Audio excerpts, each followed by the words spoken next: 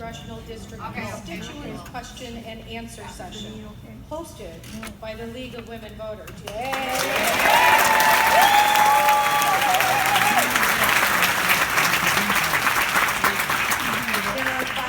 There are five leagues sponsoring this event: DeKalb County, Hultgren area, McHenry, Crystal Lake, Naperville, and Central King County.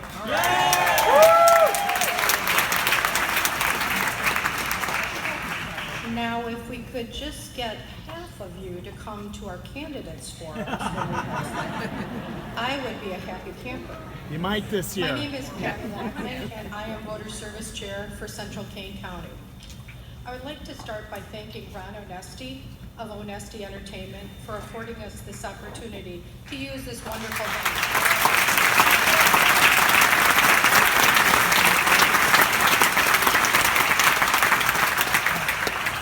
The League of Women's Voters is a nonpartisan political organization that encourages informed and active participation of citizens in government.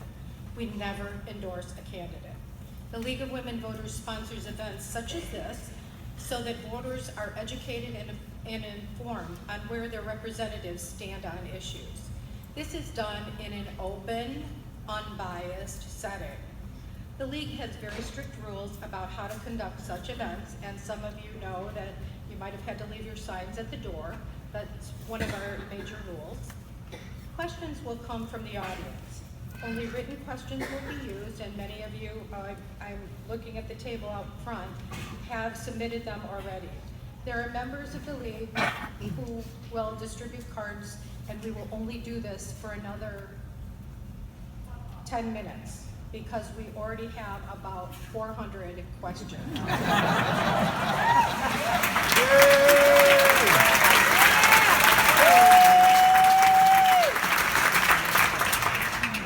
Will be reviewed by League issue specialists for clarity, appropriateness, and variety.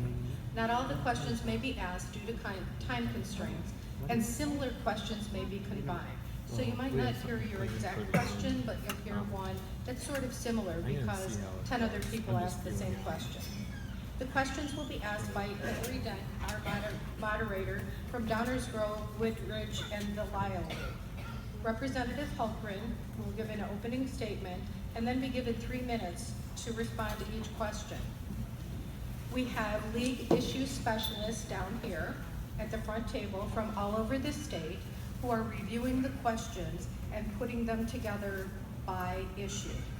Marianne Nass, Marianne, where are you? Raise your hand. From the Central King County League is our timekeeper.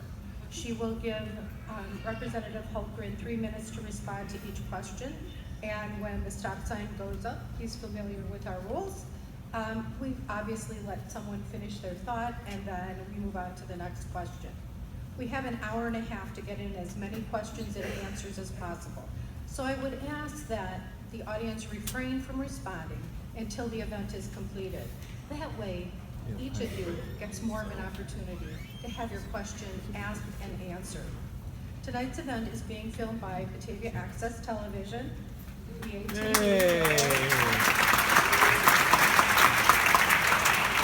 have a number of representatives from the media. We have Brenda Shorey and we have Jim Fuller at the front table, as well as people from local TV stations in Chicago. So I would ask that we now please turn off your cell phones for ringing. I'm sure many of you are taking pictures and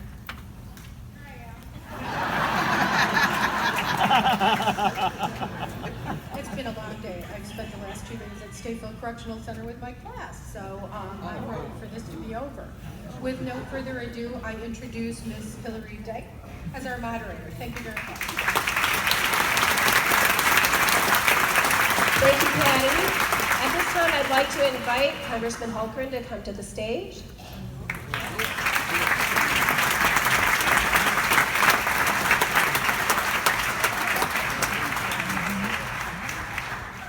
I also would encourage all of you to join your local League of Women Voters. The League of Women Voters does amazing work in your community, making democracy work on the local, state, and national level. So hopefully you will join us. And before we start, this question and answer session, like we do at most of our league events. If you could please rise for the Pledge of Allegiance.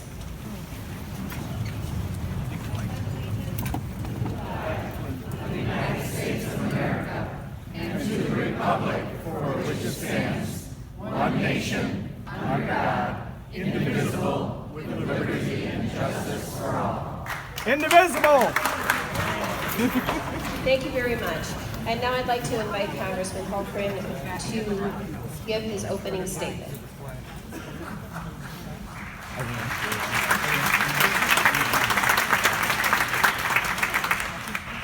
Thank you all so much. It is really good to be with you, and I'm so grateful that you all are here. A couple thanks first as we get started. First and foremost, I'm just so grateful to the League of Women Voters. They have been so hardworking, so conscientious, so thoughtful, so prepared, working through every detail in this, as you can see. And I just want to say thank you. And let's give them another round of applause.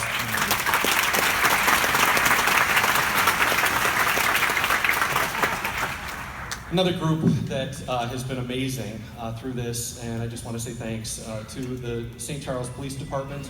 They have been so helpful for us. Just again, we just want everybody to be safe. We want this to be productive, we want it to be good. Connection, ability for me to be able to hear from you to be able to hear from me, and to do it in a way that really is productive. And we could not have done this without the St. Charles Police Department. So please, let's give a thanks to them as well.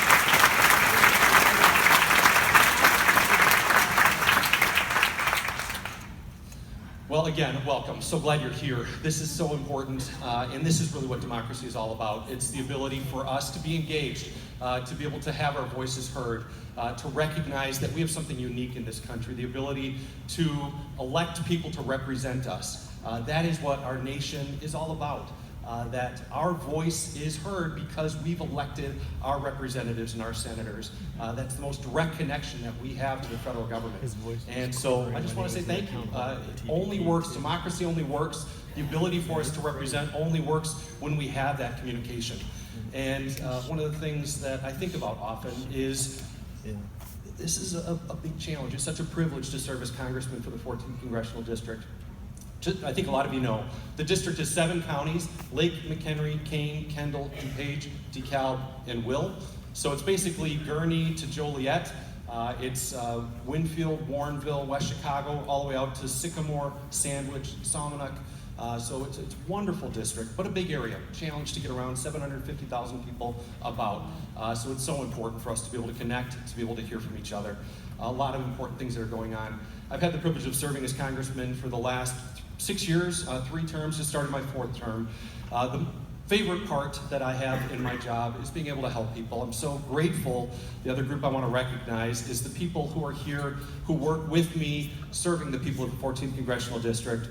We've got some amazing people who are on the staff of our office who love helping people. Just in the last couple weeks, we've had multiple things. We had one situation where we were able to help a man who was getting denied coverage, cancer patient getting denied coverage from Blue Cross Blue Shield. We were able to work with them, break through that, and make sure that he got the coverage that he needed.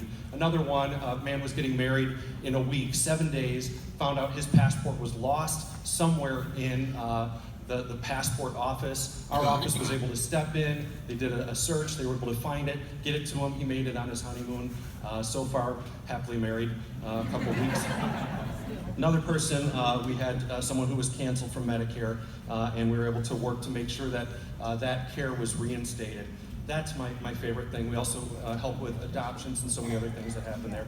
So much that is going on in Congress right now. My number one focus has been and will continue to be getting jobs created, making sure that we are growing jobs here in the 14th Congressional District, that people have opportunity to be able to provide for their families, for their future, give back to their community. So we're doing as much as we possibly can to get the economy growing again.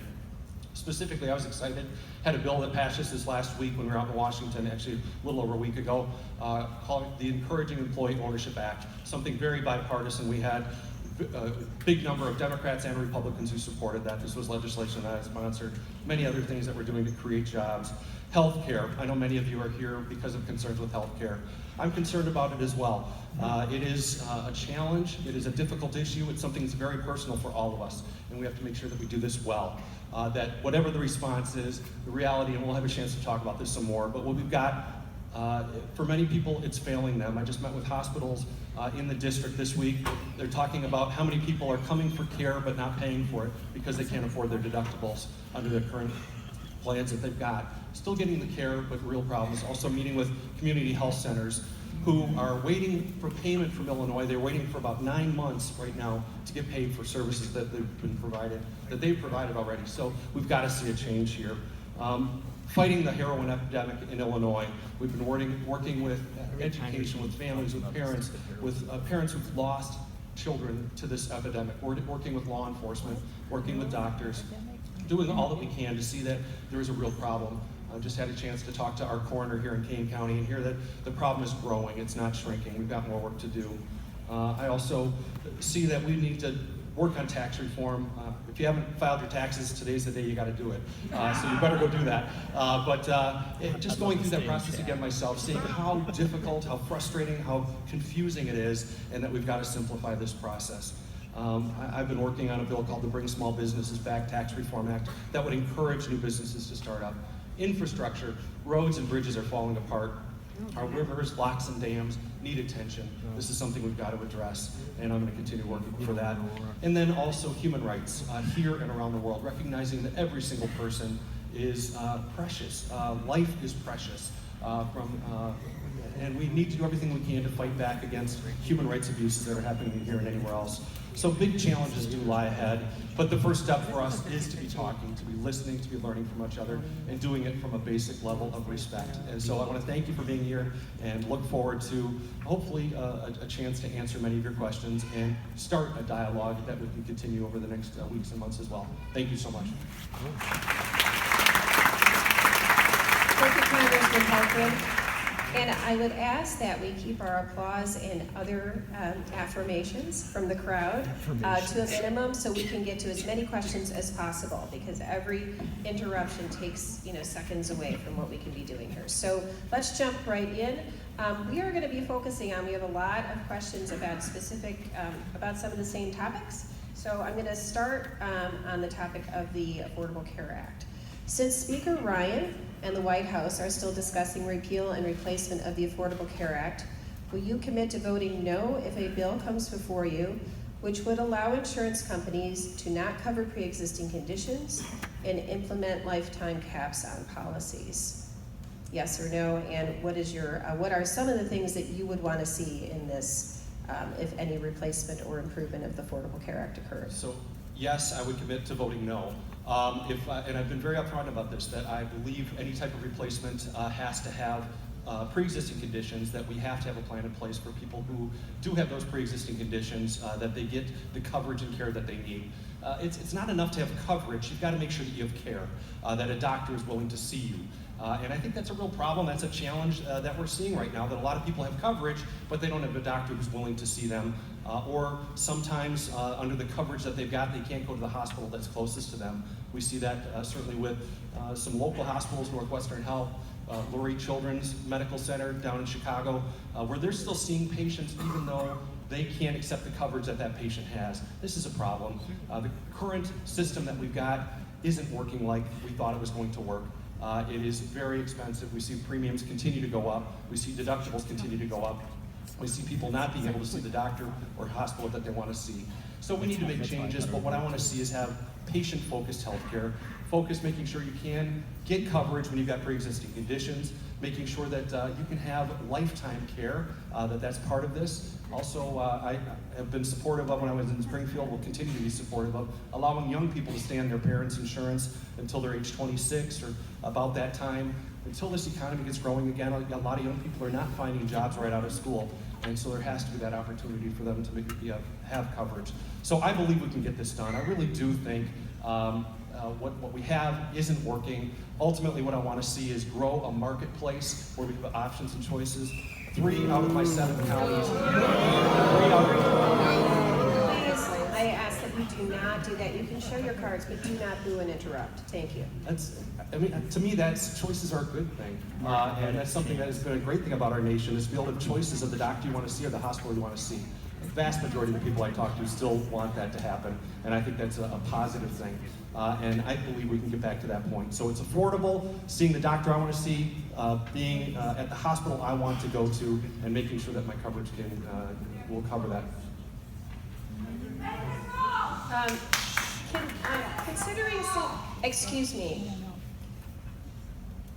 Considering that here we go.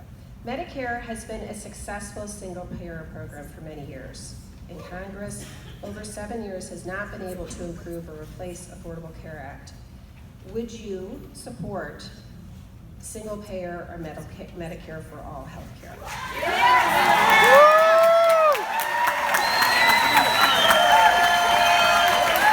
Please, we'd like to get to all of your questions tonight. I understand you can show your cards, but do not interrupt, or we're not going to get to many questions. Thank you. I love Medicare. I want to make sure that we keep Medicare strong for the people who need it, especially our seniors. As I mentioned earlier, what I want to make sure is that you don't have coverage with no care.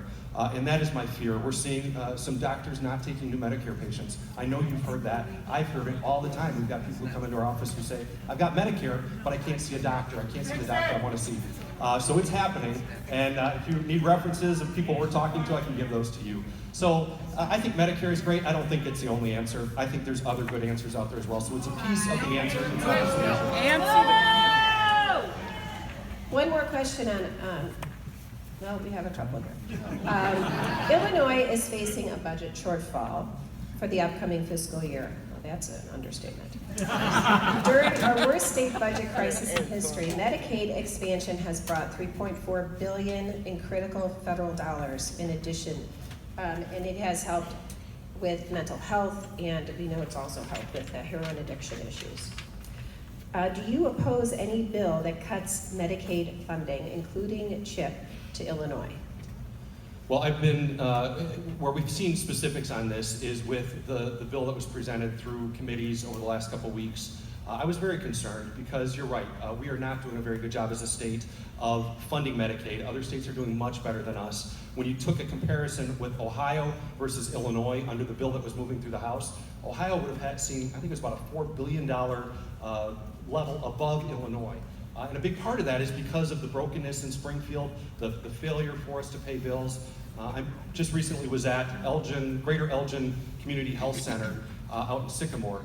Phenomenal place, amazing doctors, amazing people. They don't turn anybody away. They will give care to any single person that goes. So if you know of anybody who needs care, who's not getting it, our community health centers are phenomenal, providing incredible care, great qualified physicians. And many of their patients are Medicaid patients, so they see how important this is. But they did say how frustrating it is that they're waiting 9 months, on average 8 or 9 months to get paid from the state. This is money that's being passed through. There's no excuse for this. It's got to change, and so much of it is failure in Springfield. So that was part of my concern with the bill that went forward. I made it very clear, wrote a letter to our leadership. Maybe some of you saw that, of my concern with that bill, that I couldn't support it unless I got some commitment that Illinois would be recognized, that the Medicaid patients in Illinois would be protected. Ultimately, obviously, the bill didn't go forward, and I don't know what's going to happen next, but my commitment stays the same, that we'll continue to fight for people who are on Medicaid, making sure that stays strong, that whatever we can do, it's unacceptable that Illinois is delaying payments for 9 months. No one should have to wait that long, or to be a creditor for the state for that length of time. It's not right. So I'll continue to see what else might come up, but I want to make sure that Medicaid is protected, and my voice will be loud on that. I was someone in our delegation that was very vocal on that. Thank you. Do you support negotiating, HHS negotiating drug prices for Medicare as the Veterans Administration does? I guess I don't know that much about it. I think, yeah, from the veterans. Okay, ask the question again so I can make sure I get it right. Can you ask the question again, please? Sorry. Health and Human Services, spell it out. Do you support HHS negotiating drug prices for Medicare as the Veterans Administration currently does? Yes.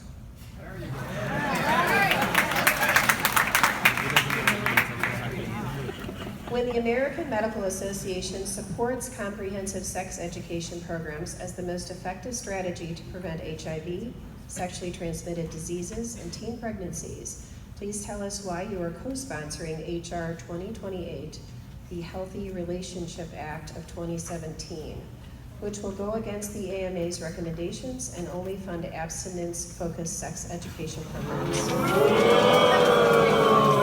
Absolutely wrong. Read the law. Read the legislation that we put forward. That's not what it says. What it says is there's both, and there's room for both. There's comprehensive sex ed that's out there. Literally 90%, more than that, of dollars is being spent on comprehensive sex education. That's not going to change.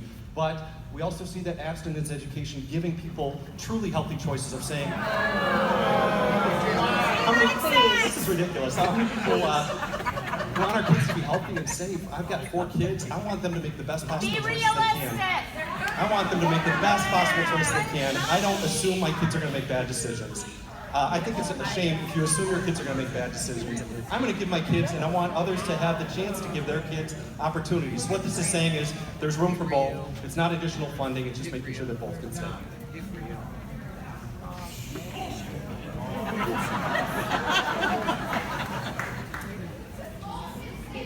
Many of the topics we're going to be discussing this evening are controversial. We understand you have strong feelings about these issues. Again, if we'd like to get to as many questions as possible, the interruptions and calling out is not going to be productive this evening. There are many ways in which you can express those positions. You can do letters to the editor. You can ask for meetings with your legislator individually.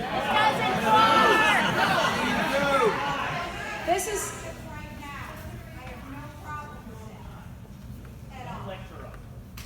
Don't lecture us. Right. So let's go to the next question and Community banks and the credit unions, and yet they have felt the greatest brunt of this new regulation when they never were the cause of the crash. It was those huge entities. So what we ought to do is keep those same rules on the big guys, and that's what happens in the proposed legislation that's going through financial services. Is the same rules, the same regulations stay in place. I do think CFPB is, every bureaucracy needs accountability. Every bureaucracy needs checks and balances. Our founders saw that, and we see that, whether it's the president, whether it's Congress, whatever, there needs to be checks and balances.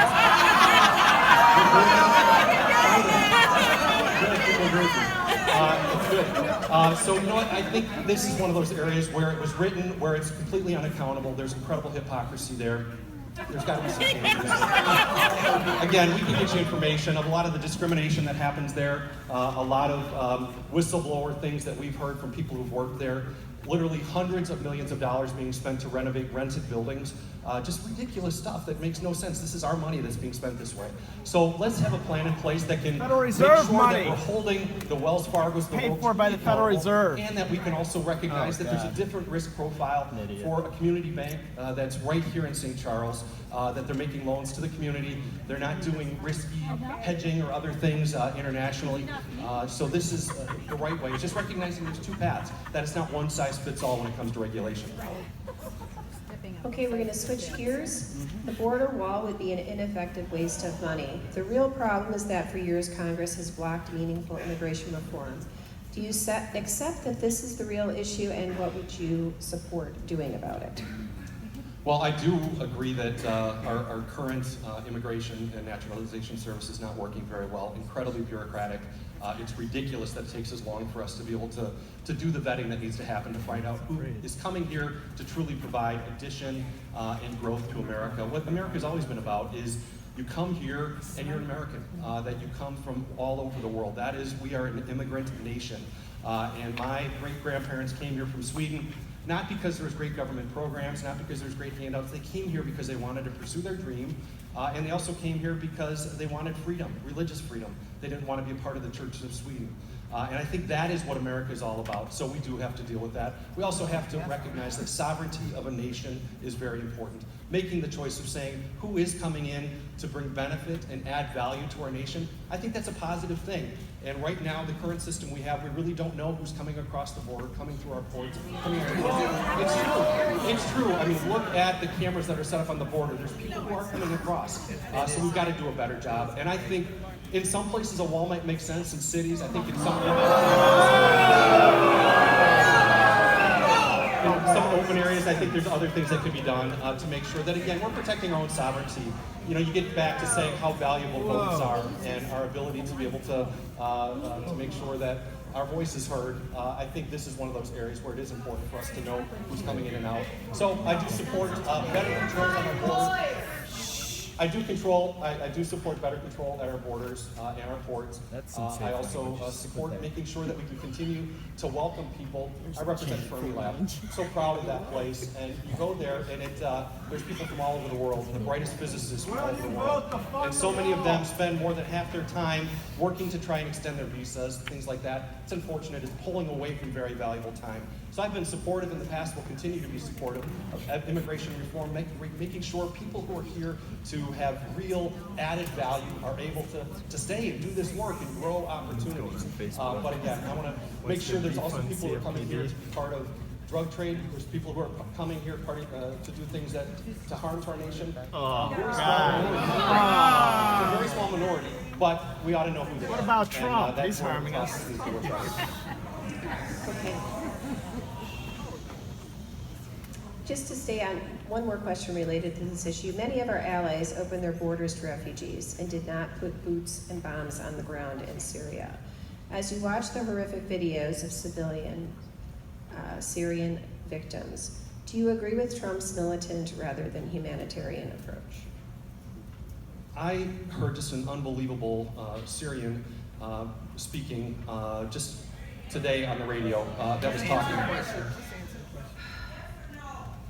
I support what the president did. I think it was a measured response. I serve, many of you know I'm co-chairman of the Tom Lantos Human Rights Commission. I can't imagine you'd boo and support what Syria did to their own children. What they did was so heinous. And to be a very targeted approach to say, let's go after the bases where these airplanes went. There was a promise made between America, Syria, and Russia that chemical weapons were going to be taken out of Syria. That was violated. Chemical weapons are still there. I think if there's anything further, I support Congress's responsibility to make sure that we're the voice of making determination of military action. But when it's very measured in something like this, I think it was the right thing to do. The Syrian person who was speaking was saying, we need help. We want to stay in Syria. We don't want to be refugees. We want to stay in Syria. Help us to have a safe place where we can stay in Syria. And I think there's others that are that way as well. We certainly see it in Christians throughout the Middle East who have been driven out, Yazidis, others who have been driven out because of their minorities in these areas. And I think anything that we can do to make sure that if they want to stay, that we do what we can to help them stay in a safe place and raise their family in their homeland. This is their homeland. This is where they want to stay. If we go to war, you send your kids. Well, we'd like to move on. Stick your card in that cup. Since online terms of service can be changed in a day's time, why did you vote to allow the ISPs, Internet Service Providers, to sell our private browsing, emailing, viewing history, and did you receive money from any Internet Service Providers as campaign contributions?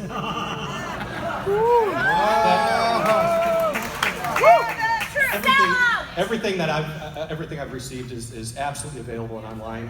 It's open. We just filed, so you can look again and see. I'm so proud of the continued support that we get from people who live here in the district.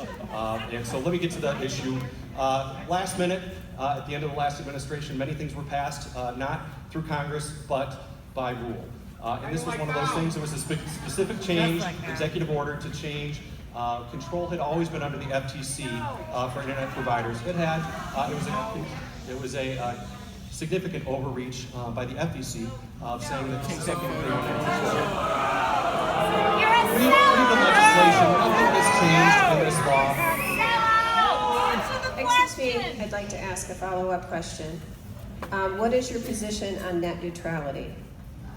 Well, I think this is, again, something that ought to go through Congress. It shouldn't be something that one administration or the other makes the determination. I think I want to make sure that our information is protected. I serve on the Science Committee. I'm passionate about making sure that we're protecting information, that we're growing technology, that new access to technology is there, that we've got cybersecurity, that we can be confident with the technology that we're using.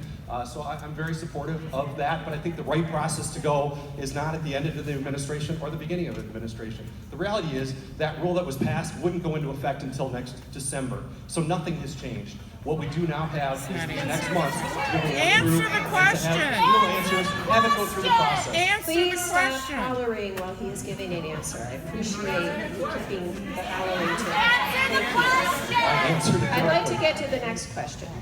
I support Representative- I support ending what this happened. I think it ought to go through Congress. It shouldn't be a presidential decision one way or the other. Thank you. Agree with that. What do you think? Yeah, what do you think? Representative Hultgren, as a member of the Committee on Science, Space, and Technology, do you accept the consensus view of scientists that global warming exists and that this warming is significantly due to human activity? And what steps will you take to protect your constituents and their children from the effects of global climate change? Well, I definitely agree with the last part of that, global climate change, and the climate is changing, absolutely, and we do have an impact. I think But do you believe it's due to human activity? more than 51%. That's exactly I have a hard time believing, I don't know what the I think there's a lot of contributing factors. So what I'm going to continue to do, I'd like to get to the next let's half get- of this question, please. if you'll let me answer. What I think the right thing to do is, and I think our best solution ultimately is finding out safe, clean energy that can take us into the future.